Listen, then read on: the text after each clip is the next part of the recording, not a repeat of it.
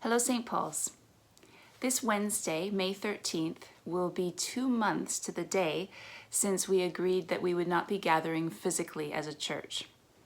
And like other Wednesdays, we're setting this day aside as a day of prayer as a church, but we're treating this one a little bit differently, and we want to be praying for the 24 hours of that day. And so different people have signed up for half-hour spots throughout the day, and we have it so that the whole day, 24 hours, someone will be praying, thanking God for his mercies for these past 2 months, and also praying for boldness, along with the believers in Acts, praying for boldness for us, that we would continue to be his witnesses and his people in this time. Now, if you were hoping to sign up to be a part of this and just didn't get a chance to, please just let us know by email. You can email myself, you can email Andrew, and we'd love to know that you are joining us in that day. Last week, we also introduced to you the Apprentice program, which Sharon Simmons is going to be the lead facilitator for. It's a 3-month intensive discipleship experience for those of you who want to go deeper with Jesus, to pursue deeper intimacy with Jesus. There's been a great interest in this, and so just a reminder that this Tuesday evening, Andrew, Sharon, and myself will be available to tell you a little bit more about the program and also to answer any questions.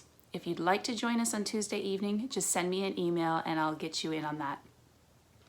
One of the questions that keeps coming up about Apprentice is, can I join this? Can I apply to be a part of this if I'm already a leader in the church? And the answer to that is of course, and actually maybe even especially. We would love to see our small group leaders, our kids zone leaders, youth leaders, anyone who is in leadership position be a part of this. So please do consider checking out this Tuesday night or finding the information that we have available on the website. Now, if you are a young adult between the ages of 18 and 25 and you've finished high school, you may want to be aware that Apprentice is open to you. However, we're also launching a 3-month intensive discipleship program just for this age cohort. And so Jacqueline Smith is going to be circulating more information about that to you today. There's information available on our website, and Andrew and I hope to connect with those of you who are part of Jacqueline's group this week to give you more of a look into what is ahead of us for this summer. So please check that out if you're in that age range. When we decided to disperse as a church and not gather physically, one of the first things that we prioritized was setting up a care network. And Rennie, our Director of Community and Care, has led this. And I've asked her to give you an update on this right now. Hello, friends. About 8 weeks ago now, we were no longer able to gather together as the St. Paul's family. At that time, we set out to build the Caregiving Network, a series of texts, calls, and emails to try to stay connected. In some cases, you were contacted by somebody you already knew, but in others, to somebody you had not yet met.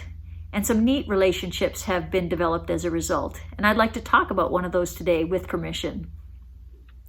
Denise is a woman in our congregation who'd be considered in the at-risk category. She needed a grocery pickup, and Adrian stepped up to do so. Over time, a friendship has been forged on the driveway.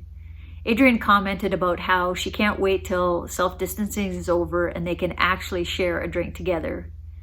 Denise told me that she had prayed for a friend and God had sent her Adrian in this time. I love hearing these stories about these new relationships that have been built during this time of self-distancing, how God is keeping us connected and creating new connections as a result. I can't wait till we can gather back together and give each other a hug in person and can meet our newfound friends. But until then, we have the Caregiving Network, and I want to thank each and every one of you for being a part of that and for the ministry of being the heart of Jesus to one another. Blessings on you all. I would just echo what Karen said about this being so encouraging to see us as a church rise into this opportunity to care for one another. A number of us are reading through the book of Acts right now, and last week there was this great phrase in chapter 14 about Paul and Barnabas visiting with some believers and strengthening their souls and encouraging them in the faith. And as I've been hearing stories about the Care Network and receiving encouragement myself from it, these phrases have come to mind, that this has been a way that you have been strengthening one another's souls and encouraging each other in the faith. And so I've been so grateful to be a part of a church that has risen in this way in this time. May God bless you and give you peace this week.